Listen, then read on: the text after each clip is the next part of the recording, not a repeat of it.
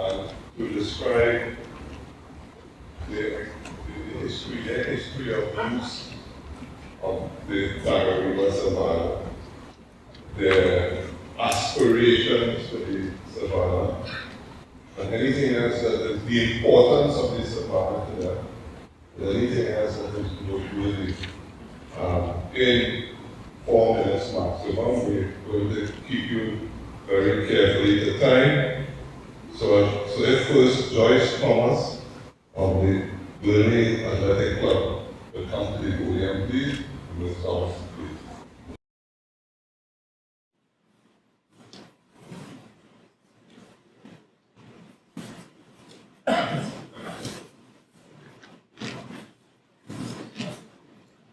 Good afternoon, everyone. Members of the table.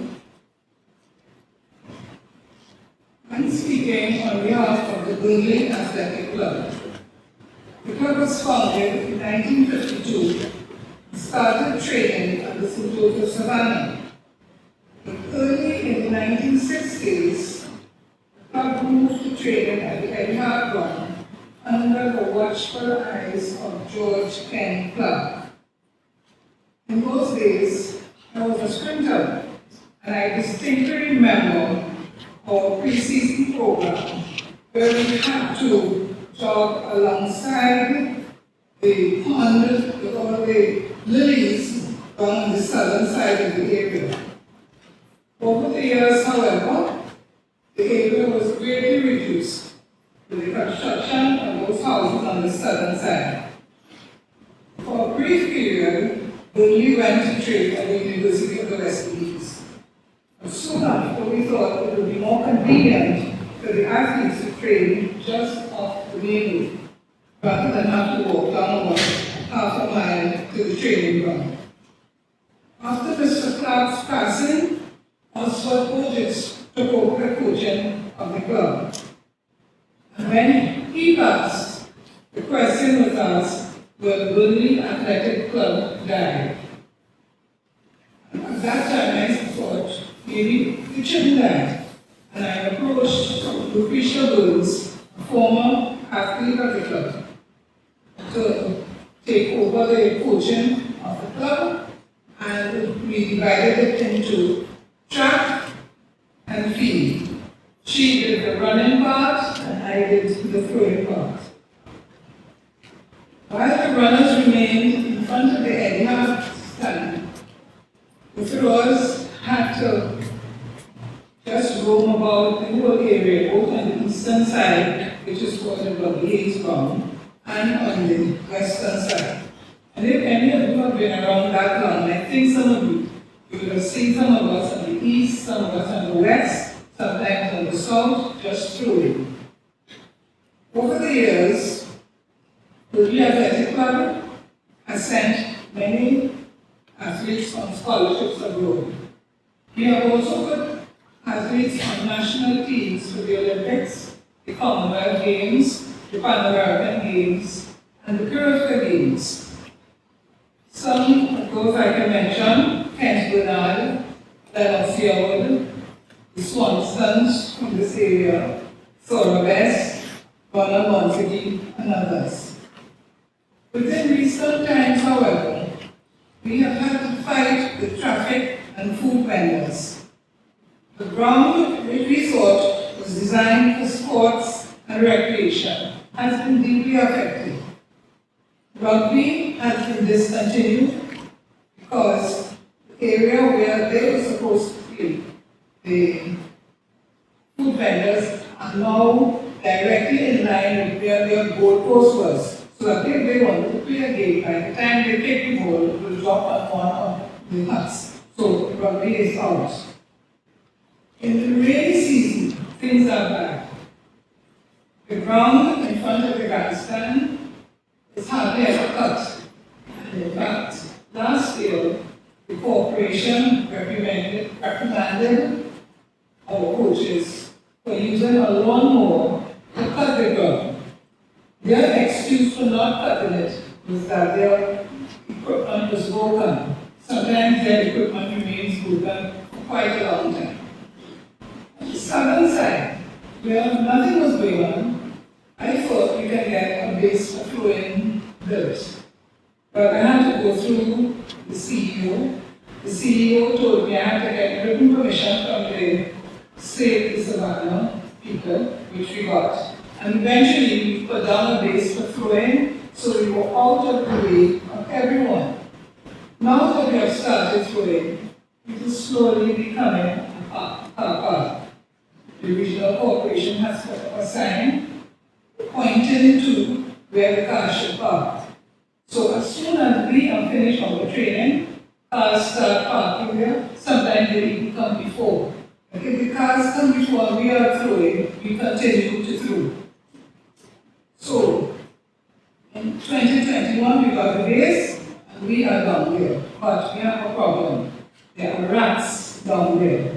There are dogs down there. And that is right at the place where you have the food with us. You have the canal that is hardly ever kept clean. So I do not know if it is that the corporation thinks that it's a sanitary place to have those the food huts there. It definitely is not. It needs to be cleaned up. Many a time I have had to use my own money to get someone to cut that part of the ground, the southern part, because apparently the southern part of the ground is not considered part of the Edihan Savannah. I do not know why, but it is part of the Edihan Savannah. But we still continue to train the children there, and in front of the grandstand, we encourage the children to maintain their academics.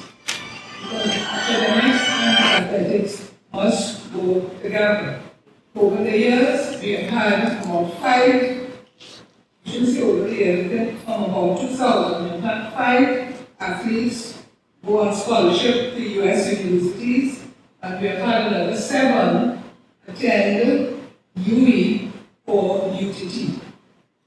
The ones who are even younger, we encourage them to do their work well in school so that they can be sent or assigned to what we consider to be the prestige schools. The Burley Athletic Club continues to attract and recruit athletes in the East, mainly from, we have people from Laventille to Valencia, but if you're from Florida, that's all right. The Burley Athletic, with the help of, we have coaches, Mr. Mirage, Mr. Stewart, Keisha Williams, and we get a lot of help from Jerry the Craftsman. So Burley will continue to do its work and continue to attract youngsters, and we have the parents who help us by sending them out to train in afternoons so that you will know where the children are when 6 o'clock comes. You won't have to guess where they might be. I thank you for listening to my short speech.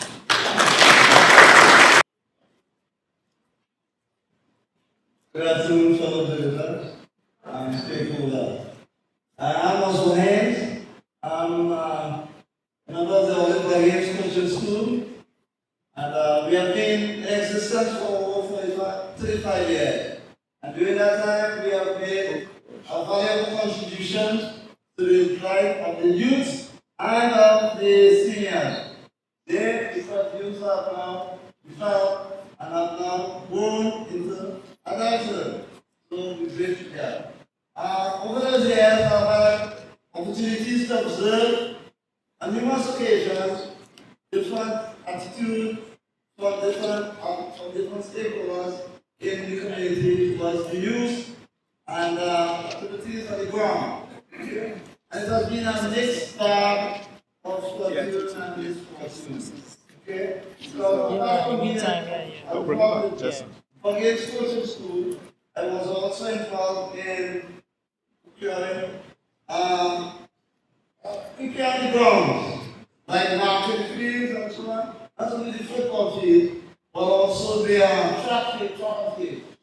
The track, the another track.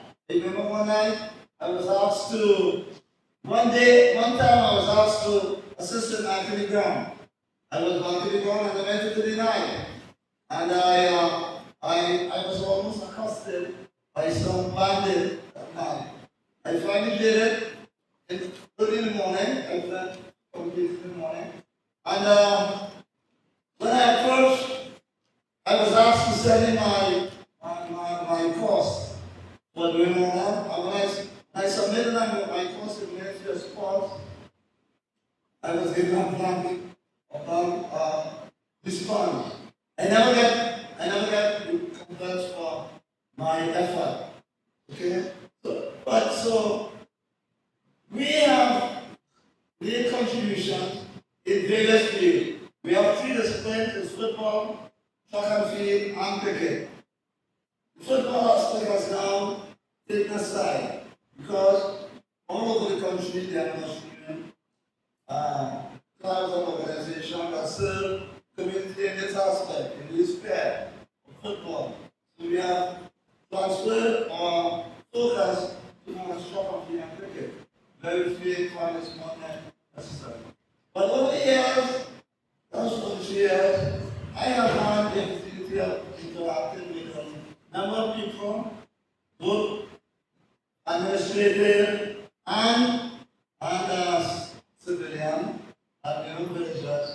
And I have come away with the feeling that we have been given a good, shared path. Okay? In this year, we are trying to construct a long-term pit, and we've solicited help, and the government for years. But we have never gotten, and the only response we have got is lip service. And also, the tenants, they attended and they made observation and assessment and plans. And nothing gave no solution. So that's my observation for the year. It has been fruitless. Unless you get together and you put your efforts together to really sort of try and develop it yourself. I think my opinion is that so my advice and my hope for the future is that we get together and make a more concerted effort and developing the community, their fields and recreation grounds, and so that we can leave a better legacy for the young ones. They are doing well. When we contribute these young people to their heart and soul it is. Without any incentive or motivation, they get lost and they get put away easily. So I will continue to assess. I didn't mention that I am the coach of the athletics department, and we took part this year in the International Championship as a number of other clubs, the league, Genesis, and many other clubs that take part in. And they did very well. We didn't do as well as them because we started. But that just goes to show with the effort and contribution of the stakeholders, the clubs, the parents, and the institution, the school, because that's where we tap into to get our children, actually, to recruit them into the club, to make them successful. That's where we depend, those are the institutions we depend on. And I will always continue, because I am driven, I am encouraged by the results that I'm seeing over there. Only lately, we see one of our charges who was a very promising athlete when he was younger. I remember playing all over the country as an athlete, running, jumping, and but he was also a footballer. And when the time comes to make a transition from the event that we were doing to another event, that's when he got injured, the family started more emphasis on the football skill. Today, yes, it was the first draft in it was the first draft in the American Soccer League. Okay? It's now playing for FC, Toronto FC. Thank you. I ask you to give your support to you and whatever drive this office of try to. Thank you very much. Thank you, Mr. Chairman. Welcome to all of you to this important meeting and lecture. One of the great things about living in Tacarigua is that you appreciate, really the history of Trinidad and Tobago in a small area. How this community has developed and how it continues to develop is unique in Trinidad and Tobago. And we have in our midst, of course, a special welcome to Professor Selwyn Cudjoe, who is the foremost authority in the history of this place. Please give him a hearty welcome.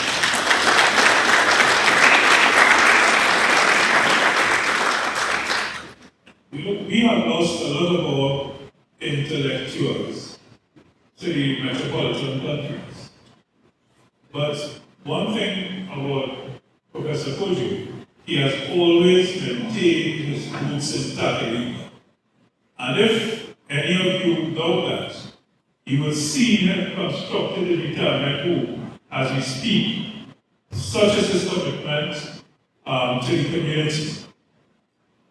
And I think we are extremely lucky to have him give this lecture this afternoon. But I'd like to just go into a short history of the Save Green Space Committee. Sometime in 2013, the then Minister of Sport and the Sport Company of Trinidad and Tobago decided that in order to pursue a legacy project, the best idea was to go out this historic place and build a sporting complex with an aquatic center, which would eliminate the buggies from core of the Dynasty Cricket Club since 1932, and for 35 years, well, those days it was just under 30 years, the use by the Buggy coaching school. Without very little collaboration with the community, they proceeded to start the project.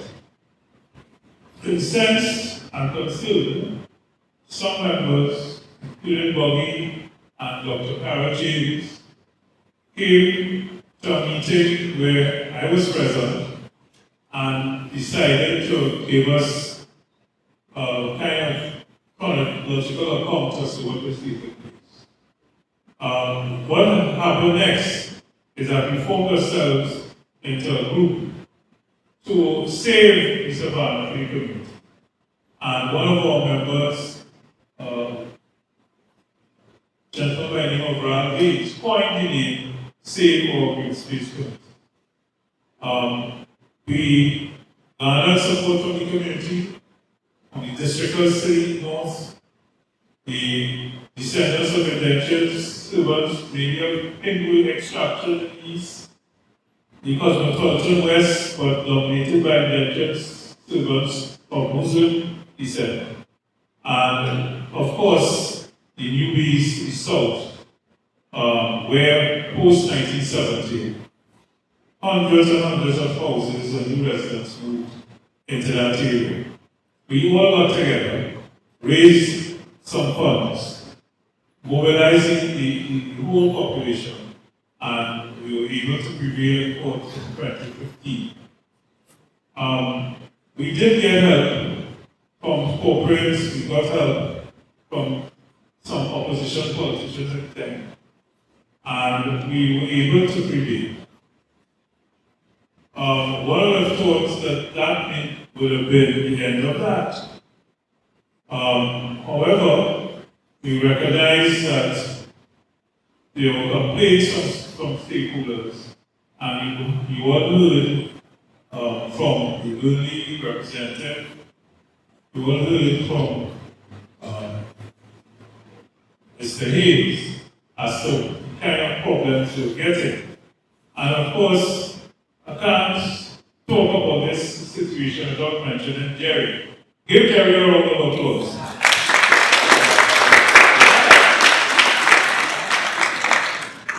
Jerry Richards, who came from the orphanage and has been maintaining this strong with a rare dedication for the last 20 odd years. And one of our major projects was to prevent the corporation from evicting. And Jerry's goods is not only evident that dedication really makes a difference in the community, but he also is showing that facilities of this nature is best managed by members of the community. And I want you all to think about it. We, as a community, need to have a say in the management of the public community. And many times, you will observe that this field is being manicured with lawnmowers. Jerry will muster 4 or 5 people and they'll come and cut the lawn when the authorities fail to produce the sort of maintenance approach that we have.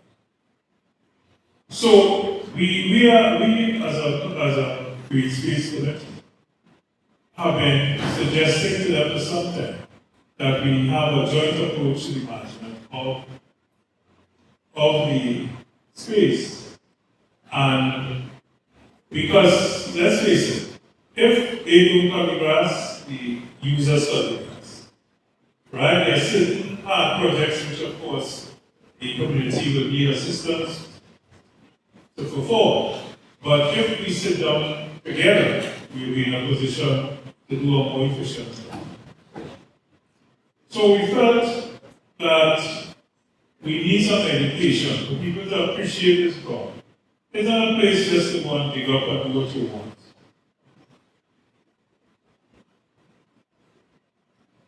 Right? It is a place where we should have orderly development, keeping in mind the requirements to preserve the environment. And this is what the Save Our Green Space is about. So, without going into too much more detail, I think we have been able to establish a legacy on this one as well, because without our action in 2013, there will be absolutely no ground for us to use today. It would have ended up like some of the other grounds underutilized, and 500,000 people will have been displaced because governmental figures have suggested that about 500,000 members of the public use this facility every evening. This is not organized sports. These are people who are jogging, walking, playing pickup games, and so on. The organized sports is something else. So there are few areas in the country left where this is possible at this scale, so we have to protect that. And in order to do so, we have asked Professor Cudjoe to give us a history now. Let us see where this place comes from. Let us see how important this place has been in the context of Tacarigua and the users, not only Tacarigua, but all users of different parts of the country. So we are here today for this purpose, We are targeting everybody, but especially the younger generation. As you all are aware, the region is in transition. There's a lot of young people, and it is the responsibility of this generation to pass on that information, because they are not custodians, and you have to give them the correct history and importance to the areas so that they will be careful with their custodian. So I think you all will have an idea as to what our purpose is. We are here not to confront, but to help. We are here to educate, and we are here to ensure that our children and grandchildren benefit from this space. So, without any further ado, I thank you for listening to me. Thank you very much. Good evening, everyone. First, let me, as the priest in charge of this parish of St. Mary, say that on behalf of our Anglican community in Tacarigua, I'm very happy that we are able to make this facility available to the Save Our Green Space Committee for this community meeting. I'm going to make some remarks, and I was thinking, what did I say? But I just thought I would go back, talk a little bit about Tacarigua. The Tacarigua I knew. In fact, I was looking at my wife, I should call it a bus windows view of Tacarigua, because I went to school in Hillview College in the 60s, beginning in 61, and traveled all the years to 67, to A-levels, along Eastern Main Road. And from Arima,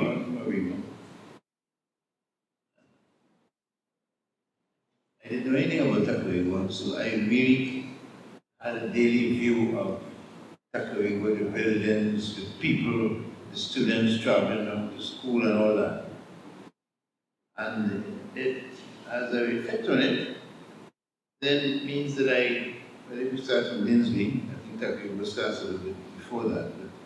But Dinsby Junction was one of those places, the Tacarigua went home. First of all, the rectory, St. Mary's Anglican Church rectory, which is that big wooden building up just past the school, on the right hand side.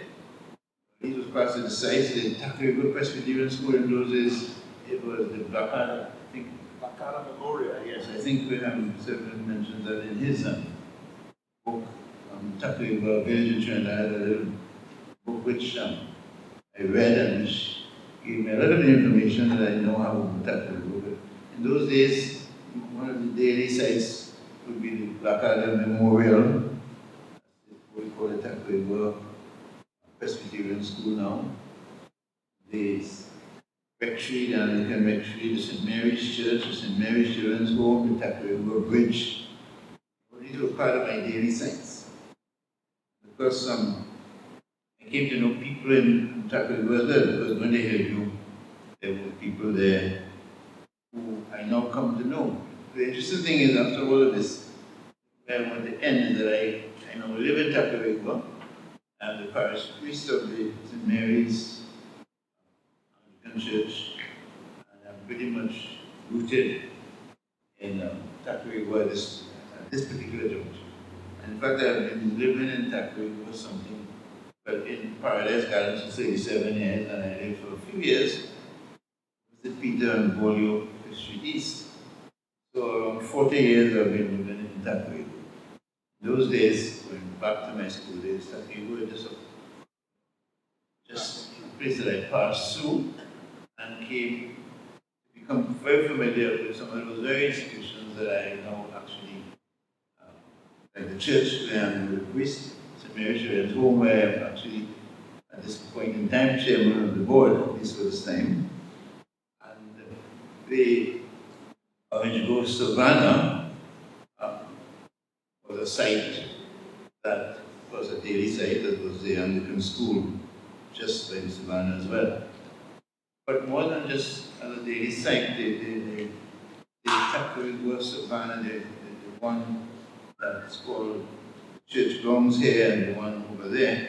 I actually, as a young man, belonged to this club called Creek. Some people might remember it in Arima football. So as part of a member of the Creek Club, we played sometimes, some years I should say, the Eddie Hart League in the Savannah right over there. In those days there wasn't Bellevue and that other building there. So I remember playing myself and bringing a young team that I was kind of coaching to play there as well. So what I'm just trying to say is that I had a lot of, over the years, besides the sites, daily sites from the school, I actually was involved in football. We played in the Arima League, of course, but we also had a side in the Eddie Hart League. So therefore I came to know people through the sport, people from the community, like Boggy Haynes, Eddie Hart himself, who was the league was named after him. And indeed, Tacarigua ex-pupils once played football in Arima, for at least for a few years. And people like Boggy Haynes at the time were still playing with Tacarigua ex-pupils. So, I was, besides my school days of traveling and seeing the sights, I came later on to actually know people. I know a bit about Tacarigua as well. I should mention, in my days in Hillview, I came to know people like the Baileys. They didn't just know I know them, I know the family a lot more. I just knew the sons, Kangalis, Suknanan, Balis. These are names that were associated with Tacarigua. I knew these boys, these men now, and some of them, older men, as students in Hillview. Some of the other persons that I came to know about later on as I read a little bit more, MP Aladdin, the artist, famous artist in those days, was a young man. Frank Pampasar was a civil servant, I think, also from Tacarigua. So, of course, nowadays, being a resident and priest in Tacarigua, I've come to know a lot more about Tacarigua with the families there, the people who were scholars, major scholars coming out of Tacarigua. Two names come to mind, and that is Lloyd Best, who was very scholarship winner, and of course Jillian Paul, who recently passed, was another one of those very famous products of Tacarigua. So Tacarigua is very much a part of me at this particular point. I've lived here for all these years and been very much involved as priest and community person in this what shall we call it then, village, Tacarigua village in Trinidad. I think when we consider all the housing that has developed around Tacarigua, I don't think that we're going to call it the village of Tacarigua anymore. But, I think for me, Tacarigua has become very, very dear to me and the people of Tacarigua. And I'm happy then to be associated with the Save Our Green Space Committee and have been, prodded and nudged into actually being part of the legal, part of that group that brought up, that opposed, let's say, legally challenged, put it like that, legally challenged the plan of the government at the time to build that sporting complex. The thing about it, when you think about it, something like that, okay, so you build this big complex with all these great facilities, and where would the children where would they develop to reach the point where they will use those facilities? It just doesn't make any sense to me. You need to provide basic facilities and then later on add these facilities. But first, if you don't have the facilities for the young people to play develop their skills and have basically wider difference around the place. So my point really is this Tacarigua is a place which has grown over the years in terms of residential area and number of people there. And that savannah is really very welcome. Sadly to say I didn't use it, and I should, but it has become very, very much needed in our community. And I agree that we should do all that we can to ensure that facility remains a recreational facility. But as Dr. James will be able to tell you, it's far more than a recreational facility, because it is. I think that what's the number of wells in that savannah? 10 of them? It's 10 wells, but if you count them, it's actually a reservoir. All the water coming down from the northern range, a lot of it is captured right here, and Vaso can actually mine that water from a little bit of it. So it's a very important, besides being a recreational space, it gathers a lot of water that can then be utilized by the community. One of the things that I thought about when this green space committee was carrying out this legal action, I began to think about flooding in a serious thing. Imagine when rain comes down, well, and there's open space, there's the opportunity for the water, much of that water to go below the water, be captured there underground. If you put a roof, buildings in other words, and all that water just runs down. And of course, again, it's so obvious, when you're building, you have to make provisions for extra water that will simply be just running down. Nobody does it. One of the things that strikes me every time I dive into Paradise East, the little pond that they built there supposedly to satisfy the authorities as a means of catching extra water that, because of that development, will come down. That place is just inadequate. When rain really falls, it just floods the area and comes down and eventually floods the eastern mirror as well.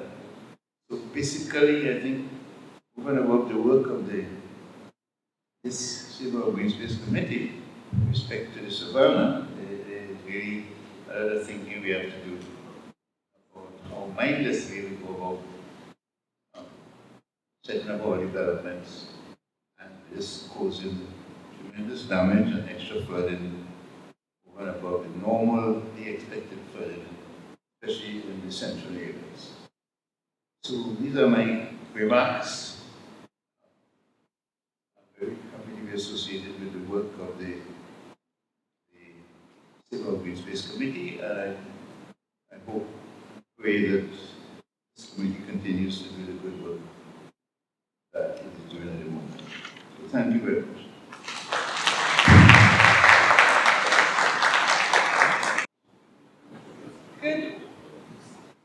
Good evening, everyone.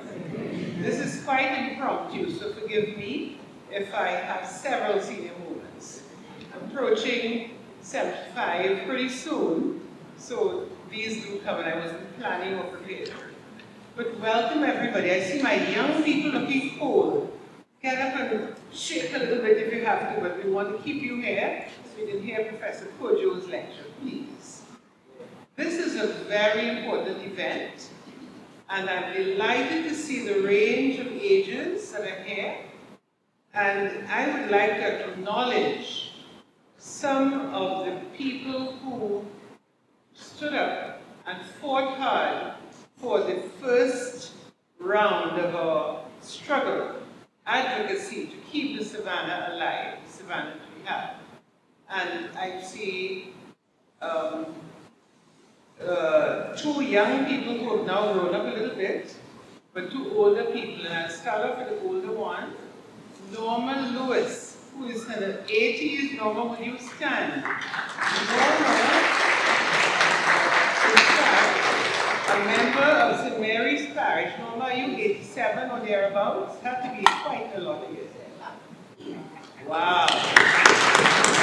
Mr. Kusia from Inslee. Mr. Kusia, you have to want to sit down. Mr. Purcell was part of that fight. He played cricket on the Dinsley ground. And then on the other side, you have young Malachi, who was only 5 or 6. Where's Malachi? Malachi was part of that fight 10 years ago. He was out there with his placards. He was there with his placards every time. And also, well, there are a few other young people who are not here today, but they were part of this whole thing. I would really like to also acknowledge Mr. Supulu. He's passed on, Mr. Hart. They were in the 90s, and they were a part of that. Every time there was a meeting, a struggle, or whatever, we were part of it. But I thought I would start with that because this is about people. It is not about an event where we are fighting the government agency. It is about people's lives. We've had people who had strokes, who walked around the savannah, who regained their mobility from walking in that savannah. And the falls of the northern range have been weathered down over time, and there are gravel, areas of gravel, if I give you a bit of the geology, that contributes to water management. So the water in these falls, from a heavy rainfall, filters down to all of the savannas. So we've got a series of them. We've got the Queen's Park Savannah in Port of Spain, the Arandua Savannah, a series of others, including Constantine Park in Macoya, Orange Grove Savannah, all the way up to Arima. In fact, Professor Maxwell, it is Professor Dr. Anderson Maxwell. He's very shy. He keeps forgetting the professor part, but he was a professor of chemistry at UWI for a number of years. I knew him as a colleague at UWI. Professor Maxwell talked about playing in the Arima grounds and how that was altered because of government's policies to convert that savannah into the velodrome, and all kinds of developments happened there. And he was very considered that the same thing could happen at Orange Grove. And decided to fight with us in our court matter, where we had some lawyers contributing their help pro bono to help us save that savannah. And I'm saying all that to say that, and Professor Cudjoe, of course, will give us a sort of historical perspective, but I'm giving you a bit of the environmental perspective, where the geology of that, the Andean mountain chain that we are part of, allows us to have water management into our savannas. And the water is trapped in the soil of the savanna as a basin.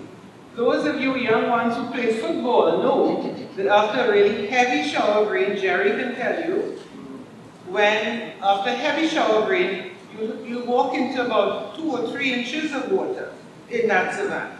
But within minutes, that water disappears. Where does it go to? You don't see it running anywhere because the savanna is porous and it's sucked into the soil in a basin. And that is what we are protecting. The basin, which is the aquifer, and I know previous speakers mentioned wells and Wassa uses there. There were 15 originally, 15 wells that Wassa had. There are 10 now that are active. And the water supply that we benefit from, when I first moved into the Orange Grove area 53 years ago, we had such powerful water supply that we had to literally change faucets on a regular basis because the pressure was so high, coming from those wells that supplied all of Tacarigua with its water. And now, you know, we have trickles of water because, of course, all of the 50-something acres that were left as an aquifer, we have 10 acres left, right? 50-something acres were given by the prior owners of the Orange Grove estates, and we've now 10. That 10 acres is now trying to supply us with the same water, right? And that filters down from this beautiful natural creation from the Andean chain. I know that we have a lot to hear from Professor Cudjoe. You didn't come to hear me, you came to hear Professor Cudjoe. And I too want to hear Professor But I will talk quickly about the mix of flowering trees on the savanna, the migratory birds. During certain times of the year, the winter months of North America, a lot of waterfowl come down, and you see them in that savanna when you walk. The pools are on that savanna. In fact, where the hockey center is now used to be a pond with lilies. The estates used to have their water supply from that pond area. Professor Cudjoe, of course, will talk a bit about that. But those birds came down and literally bred at some points. They nested and bred, providing water.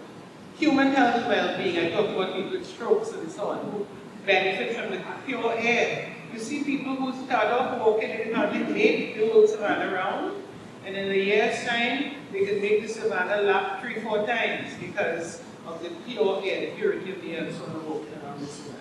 So I'm going to close quickly by saying, where's all this heading?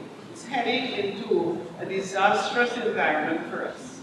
Right now, the new environment, it's rats.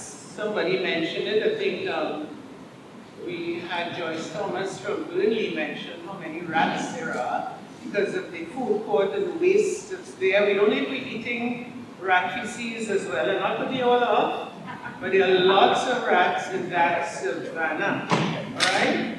Used oil is poured into the savanna ground right now. That's the new environment we're talking about. The aquifer is being contaminated with oil that drains into the savanna. You see them pouring their waste oil, etc., etc. All right? We've got lots of mud pools. All right? The savanna is now desecrated because cars drive, trucks drive, everything is passing the savanna. And we've got mud pools. Jerry tries his best, and again, I want to applaud Jerry. Jerry got to stand up. Everybody has to see this young man who for 20 years devoted his time and effort training these young men and his young team. And we don't have you all stand up, but give us a little, right? And these young athletes train every day. In fact, in our first fight, the last Minister of Sport in the last government mentioned there were like about over 2,000 users per day in that savanna. He was totally correct. If you go there any hour, 2 o'clock in the morning, 3 o'clock in the morning, people using the savanna all day. So literally 2,000 people is quite accurate. We're going to be denying those people all of that. So I would like to say that we have to save it because those trees are important. We lost 10 trees in the last 20 years that I've been walking. More than 20 years. 10 trees have disappeared because of mismanagement, where they will accumulate the cuttings from the savanna. Under the trees, somebody lights a fire, the tree burns. I had to call a fire brigade once when a tree 50 feet up was on fire. You know? So 10 trees have been lost in that savanna due to mismanagement, poor fires, poor fire management, etc. So Professor Cudjoe, I know you will be talking more exciting stuff than this. This is depressing. This is now very depressing because we've gone from the beautiful, iconic space that was presented to us by the Creator, the people of Tacarigua, and we're now going to be inheriting a space that you only know sometimes when you walk into certain parts of that savanna. Literally, it's that bad. So sorry, I'm taking a little more than my 4 minutes.